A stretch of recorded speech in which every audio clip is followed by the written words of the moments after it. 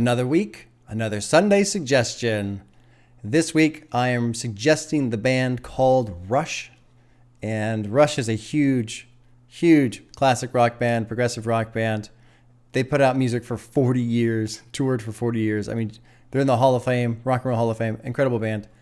This album I'm going to recommend is called 2112. Here's the cover with lots of glare there.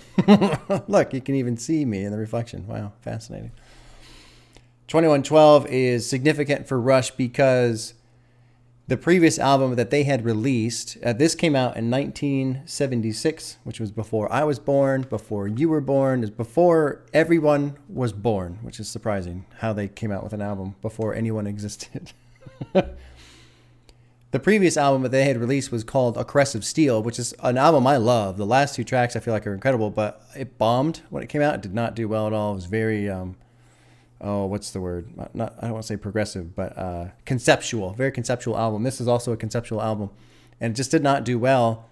So when they had this one come up, they said, okay, well, as a band, they decided we can either try and change our sound and do something that we think people might like, or we can just go all in on the music that we want to make. And if it lands, it lands. And if it doesn't, we'll just stop being band, basically. And it hit big, and they took off. And that was it, man. That was it. So something I want to say specifically about this album is that the first track is about 20 minutes long. And this came out when records were the means of distribution for music. So you have this first track is the A side. And then the last is it four? Yeah, 4 more tracks, 5 tracks, something like that. They consisted of the B side, I think. Maybe the second track was on the A side, but that's where that terminology comes from, the A side and the B side. And I actually, you know what, now that vinyl's making a resurgence, I think all of you probably already know that.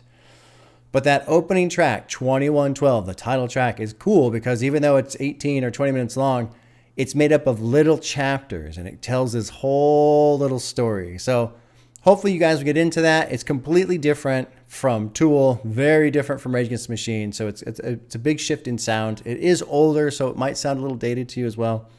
Also be aware that the lead singer, Geddy Lee, he's considered to be a banshee. He has a very high-pitched voice, and some people are turned off by that.